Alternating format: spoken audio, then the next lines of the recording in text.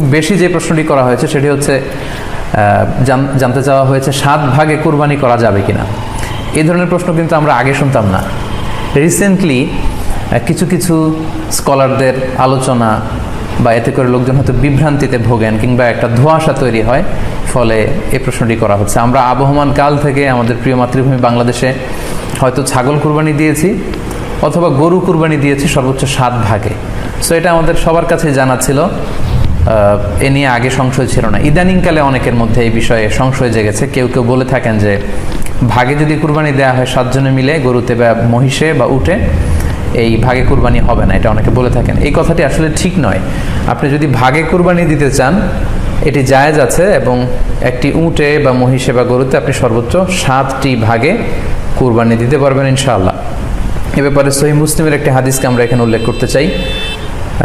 সাইয়েদনা জাবের রাদিয়াল্লাহু তাআলা আনহু থেকে বর্ণিত, তিনি বলেন, ক্বালা হাজাজনা মা রাসূলিল্লাহি সাল্লাল্লাহু আলাইহি ওয়াসাল্লাম, আমরা আল্লাহ রাসূল সাল্লাল্লাহু আলাইহি ওয়াসাল্লামের সাথে হজ করেছি। ফানাহারনাল বাঈরা আন সাবআ, সেখানে আমরা উট কুরবানি দিয়েছি 7 জনের পক্ষ থেকে। ওয়াল বাকারাতা আন সাবআ, আর আমরা সেখানে গরু কুরবানি দিয়েছি 7 জনের পক্ষ থেকে। খুব সুস্পষ্ট, একটি উটে ওনারা 7 জন অংশগ্রহণ করতেন, একটি গরুতে 7 জন অংশগ্রহণ করতেন।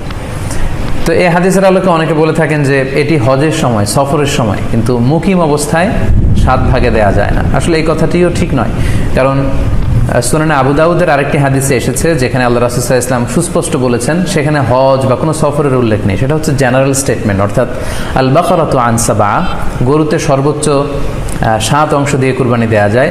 ওয়াল জাযুরু আন সাবআ, আর উটের ক্ষেত্রেও সর্বোচ্চ 7 অংশ দিয়ে কুরবানি দেওয়া যায়। তো এই হাদিস, দ্বিতীয় যে হাদিসটি উল্লেখ করলাম, এটা হচ্ছে জেনারেল স্টেটমেন্ট। সেখানে সফর মুকিম কোনো কথা বলা হয়নি। ইন জেনারেলি বলা হয়েছে যে উটে 7 ভাগ দেওয়া যায়, গরুতে 7 ভাগ দেওয়া যায়।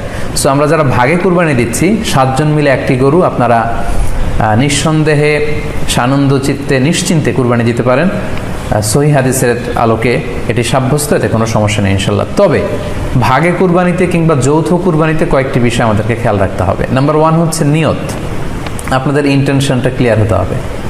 প্রত্যেকেরই যাতে একই ইন্টেনশন থাকে, সবারই যাতে ইন্টেনশন থাকে যে শুধুমাত্র আল্লাহ তাআলার সন্তুষ্টির জন্য আমরা এই কুরবানি দিচ্ছি।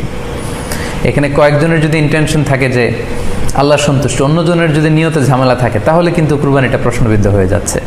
কারণ ইন্নামাল আমালু বিন্নিয়াত, ইয়ানি ইন্নামা সাওয়াবুল আমালি বিন্নিয়াত, সমস্ত কাজের প্রতিদান দেয়া হবে আপনার ইন্টেনশন বা নিয়তের উপর ভিত্তি করে।